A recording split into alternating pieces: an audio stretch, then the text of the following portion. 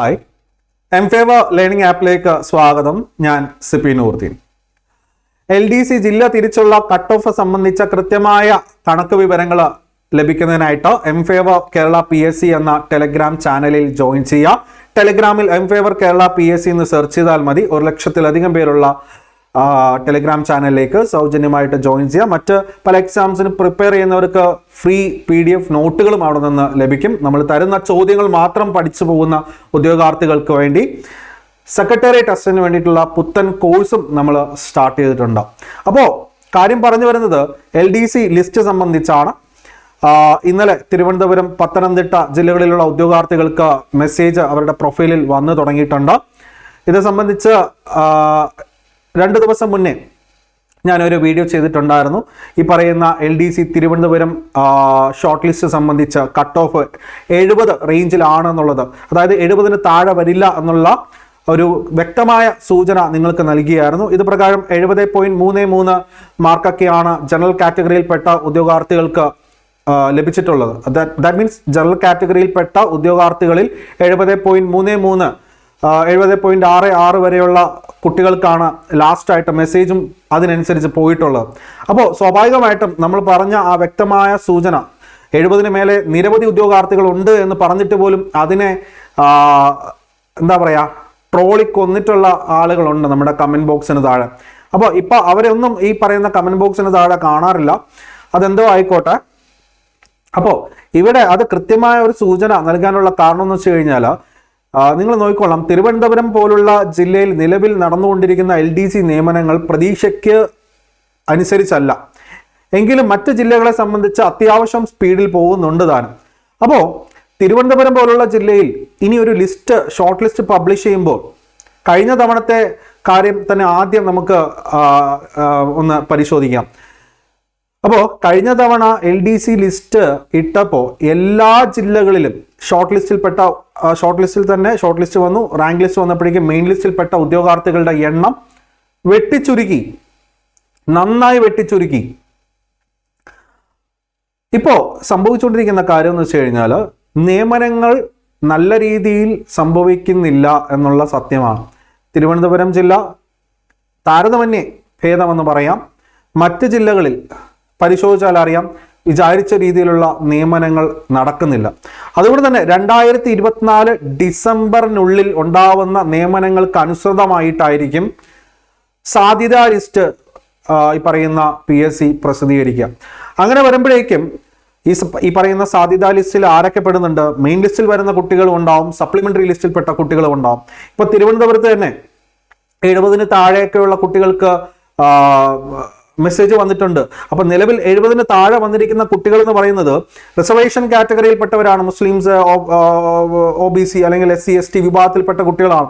അവരൊക്കെ സപ്ലിമെന്ററി ലിസ്റ്റിൽ ആയതുകൊണ്ടാണ് അവർക്ക് ആ രീതിയിലുള്ള മെസ്സേജുകളും ഇനി നിരവധി മെസ്സേജുകൾ പോകാൻ ഇരിക്കുന്നതാണ്. എന്നാൽ ഈ പറയുന്ന 1-1.5 മാസത്തിനുള്ളിൽ കൂടുതൽ നിയമനങ്ങൾ ഈ തിരുവനന്തപുരം ജില്ലയിൽ ഇനി സംഭവിച്ചു കഴിഞ്ഞാൽ കഴിഞ്ഞ തവണ നടന്ന അതേ ചരിത്രം ആവർത്തിക്കപ്പെടും. അതായത് ആദ്യം നമ്മൾ ഉദ്ദേശിച്ചിരുന്ന കട്ട് ഓഫിൽ നിന്നും താഴ്ത്തിക്കൊണ്ടുവന്ന് കുറച്ച് പേരെയും കൂടെ രണ്ടാം ഘട്ടത്തിൽ മെയിൻ ലിസ്റ്റിൽ ഉൾപ്പെടുത്തിക്കൊണ്ടാണ് PSC എന്ത് ചെയ്തിട്ടുള്ളത്? അന്തിമ റാങ്ക് ലിസ്റ്റ് കൊണ്ടുവന്നിട്ടുള്ളത്. അതായത് ഇപ്പോൾ 70 റേഞ്ചിലുള്ള ജനറൽ കാറ്റഗറിയിൽപ്പെട്ട കുട്ടിക്കാണ് അവസാനമായിട്ട് മെസ്സേജ് വന്നിട്ടുണ്ട് എങ്കിൽ PSC കൂടുതലായിട്ട് ഉദ്യോഗാർത്ഥികളെ ഈ പറയുന്ന ഷോർട്ട് ലിസ്റ്റിൽ ഉൾപ്പെടുത്താൻ അല്ലെങ്കിൽ മെയിൻ ലിസ്റ്റിൽ ഉൾപ്പെടുത്താൻ താല്പര്യപ്പെട്ട് കഴിഞ്ഞാൽ 70-ന് താഴെയുള്ള ജനറൽ കാറ്റഗറിയിൽപ്പെട്ട ഒരു കുട്ടിക്കും ഇനി മെസ്സേജ് വന്നുകൂടാന്നില്ല.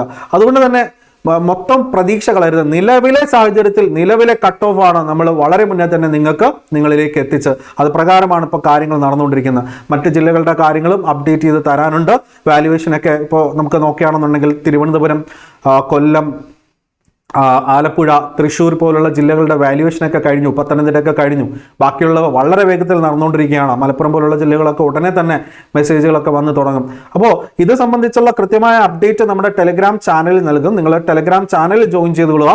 അവിടെ കൃത്യമായിട്ട് അപ്ഡേറ്റുകൾ വോയിസ് മെസ്സേജ് ആയിട്ടും പോസ്റ്റ് ആയിട്ടും ഞാൻ പ്രൊവൈഡ് ചെയ്യുന്നുണ്ട്. എംഫേവർ കേരള PSC എന്നത് മാത്രം സെർച്ച് ചെയ്ത് ജോയിൻ ചെയ്യുക.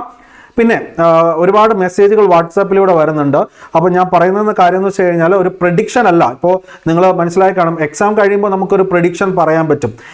ഷോർട്ട് ലിസ്റ്റ് പബ്ലിഷ് ചെയ്യുന്നതിന് മുന്നേ നമ്മൾ പറയുന്ന വ്യക്തമായ സൂചനകൾക്ക് അനുസൃതമായിട്ടാണ്. ഓക്കെ, ഇപ്പോൾ പല സ്ഥാപനങ്ങൾ പരീക്ഷ കഴിഞ്ഞപ്പോൾ 55-ഉം 60-ഉം ആ ഒരു 65 റേഞ്ചിനുള്ളിലാണ് പറഞ്ഞത്. അപ്പോൾ 70-ന് മേലെ കട്ട് ഓഫ് ആരും പറയാൻ നിന്നിട്ടില്ല. അതിന് പ്രധാനപ്പെട്ട കാര്യം ഉദ്യോഗാർത്ഥികളെ ഒന്ന് ആശ്വസിപ്പിക്കുക, അല്ലെങ്കിൽ അവരുടെ പ്രതീക്ഷ കൈവിടാതെ. ഇനിയിപ്പോൾ ഒരു പക്ഷേ ഒരു ഹേറ്റ് ക്യാമ്പയിൻ ഉണ്ടാവാതിരിക്കാൻ വേണ്ടിയിട്ട് ചെയ്ത ഒരു പരിപാടിയായിരിക്കാം. ഒരു സ്ഥാപനം എന്ന് പറയുമ്പോൾ ഒരു പരീക്ഷ കഴിഞ്ഞ് ഉദ്യോഗാർത്ഥികൾ അവരുടെ പ്രതീക്ഷയ്ക്ക് ഉയർന്നുള്ള ചോദ്യപേപ്പറോ അല്ലെങ്കിൽ ചോദ്യങ്ങളോ അല്ലായിരുന്നു. ഇതുപോലെ തന്നെ കറണ്ട് അഫയേഴ്സ് ആണെങ്കിലും എത്ര സ്ഥാപനങ്ങൾ കൊടുത്തിട്ടുള്ള കറണ്ട് അഫയേഴ്സ് അത് കൃത്യമായിട്ട് പരീക്ഷയ്ക്ക് വന്നിട്ടുണ്ട്. അപ്പോൾ പരീക്ഷ കഴിഞ്ഞ് സ്വാഭാവികമായിട്ടും പഠിച്ച സ്ഥാപനങ്ങളെ കുറ്റം പറയുന്ന ഉദ്യോഗാർത്ഥികളുടെ ആ ഒരു മനോവികാരത്തെ ഒന്ന് ആശ്വസിപ്പിക്കാൻ വേണ്ടിയിട്ട് കട്ട് ഓഫ് കുറച്ച് പറഞ്ഞിട്ടുള്ളവരാണ് കുട്ടികൾക്ക് അമിത പ്രതീക്ഷ നൽകിയിട്ടുള്ളത്. അപ്പോൾ അമിത പ്രതീക്ഷ ലഭിച്ചിട്ടുള്ള കുട്ടികളൊക്കെ ഇന്ന് അവര് എന്താണ് വലിയ ആശങ്കയോടുകൂടിയാണ് ഈ പറയുന്ന മെസ്സേജ് വരുന്നതിനെ പറ്റിയൊക്കെ അവർ നോക്കിക്കാണുന്നത്. ഒരുപക്ഷെ സത്യം പറഞ്ഞാൽ നല്ല രീതിയിൽ നിയമനങ്ങൾ ഉണ്ടായി കൂടുതൽ പേരെ ഉൾപ്പെടുത്തി മെയിൻ ലിസ്റ്റ് പബ്ലിഷ് ചെയ്യുക. ഈ അമിത പ്രതീക്ഷ എന്നല്ല, കഴിവുള്ള എല്ലാ കുട്ടികളും ഈ പറയുന്ന ലിസ്റ്റിൽ വരണം.